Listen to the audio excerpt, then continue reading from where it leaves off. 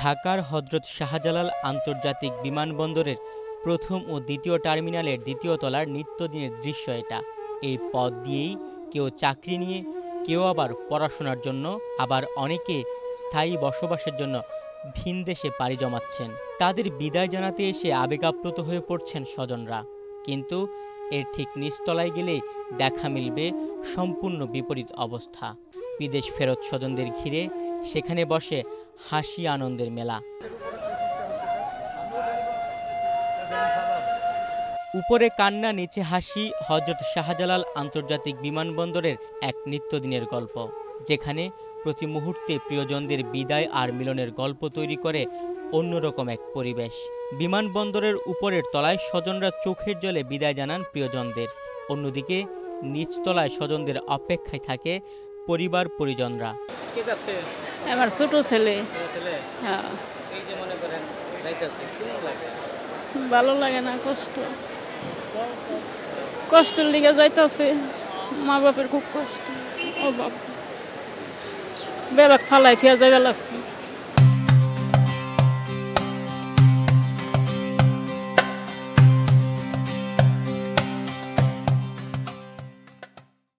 এটা খুব খারাপ লাগে, এর মতন খারাপ আর সারা রাস্তা কাঁদতে কাঁদতে গেছে। এত খারাপ লাগছে ছেলেপিলির কান্দন, এর মতন কষ্ট আর জীবনে নেই। এই তো কষ্ট খাইও নি সকাল থেকে, তাই পথের ভিতরে ট্রেনের ভিতরে একটু খাইছে, তাই ভাই ছেলেটা বলছে যে কিছু কিনে খাই ওখান থেকে। পরিবার ছাড়া যাইতে কি আর কেউরই মন চায়? এখন আমাদের কষ্টের কারণে আমরা যাই। মনে করেন এই পরিবার ছাড়া থাকাটা অনেক কষ্টকর। আমরা থাকি একটা আমাদের সুখের আশায়, যে পরিবার ছাড়া, বাচ্চা কাচ্চা ছাড়া বিদেশে তো জানেনই প্রবাস জীবনটা অনেক কষ্টের। বিমানবন্দরের উপরের তলায় বিদায় জানানোর গেটগুলো যেন একরাশ বিষাদের সাক্ষী। এখানে প্রতিটি বিদায়ে লুকিয়ে থাকে একরাশ অশ্রু আর সীমাহীন ভালোবাসা। একজন মা তার ছেলেকে বিদেশ যাত্রার আগে শেষবারের মতো জড়িয়ে ধরছেন। এই বিদায় সাময়িক হলেও এর বেদনা হৃদয় বিদারক। ঠিক তেমনি কেউ তার বাবা, ভাই ও বন্ধুকে বিদায় জানাতে এসেছেন।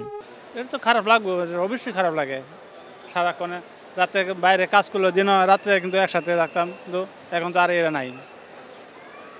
নিজে বুঝেন, এই জন্য তো খারাপ তো লাগবে, তো যাইতে হয়, কিছু করার নাই। অনেক খারাপ লাগতেছিল, অনেক খারাপ লাগতেছে। মানে এটা মানে মুখে বলার মতো মানে কোনো আসে নাই, বুঝছেন না? কী বলবো, না গিয়ে তো কোনো উপায় নাই, বাধ্যতামূলক যাইতে হবে সবার জীবনে। প্রবাসে বা যে করে সে বুঝে কত কষ্ট প্রবাস।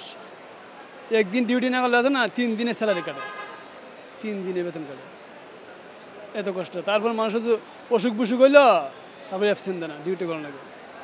কত যদি বেশি অসুখ হয় মেডিকেল যাওয়া লাগে, মেডিকেল গিয়া ছুটির ব্যাপার আনে গিয়া তারপর দেওয়া দিব, কোম্পানি ছুটি দিবে। কান্দা করে দেবে সবাই করে দেবে, মা বা ভাই বোন যারা আছে সবাই আত্মীয় স্বজন, স্বাভাবিক। আমি নিজের তো কাঁদছি, এক মনে করে আরেক মনে না করে, আবার না গিয়ে পারতাছি না।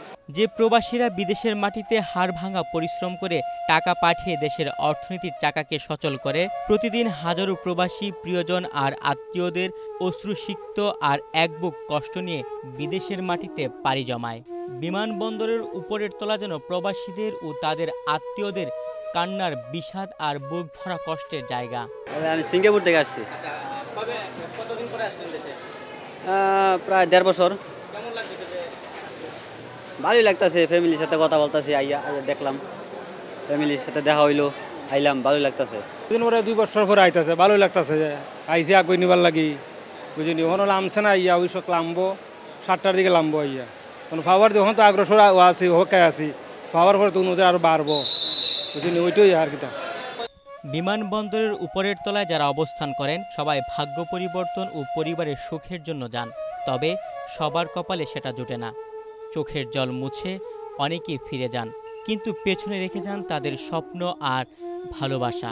এই অশ্রু শুধু বিদায়ের নয়, বরং নতুন জীবনের পথে এগিয়ে যাওয়ার এক নীরব সমর্থন। বিমানবন্দরের উপরের তলায় যে কান্না আর আহাজারির চিত্র, নিচতলায় ঠিক তার উল্টোটা। সেখানে আগমনী গেটের সামনে অপেক্ষার প্রহর গুণে শত শত মানুষ। দীর্ঘদিন পর প্রিয়জনকে কাছে পাবে, তার সঙ্গে দেখা হবে এই ভেবে আনন্দের ছাপ নিয়ে অপেক্ষা করেন তারা। সময় ভালোই লাগে, তারপরে এই যে যখন দেশে যখন ছেড়ে চলে যায় সেখন খুব খারাপ লাগে, মানে মা বাপ ছিঁড়ে চলে যেতে হয়, ছিলে পিলে খুব খারাপ লাগে, মানে সে খারাপের কথা কইলে লাভ নেই। তা পরবাসীর মতো খারাপ আর নেই, মানে বাংলাদেশের লোক খুব মনে করে যে পরবাসী খুব ভালো। প্রতিদিন হাজারো কান্না আর হাসি মিলেমিশে একাকার হয়ে যায় হযরত শাহজালাল আন্তর্জাতিক বিমানবন্দরে। জীবনে হাসি আর কান্না একে অপরের পরিপূরক, এটি এক দৃষ্টান্ত যেন বিমানবন্দরের উপর আর নিচতলা।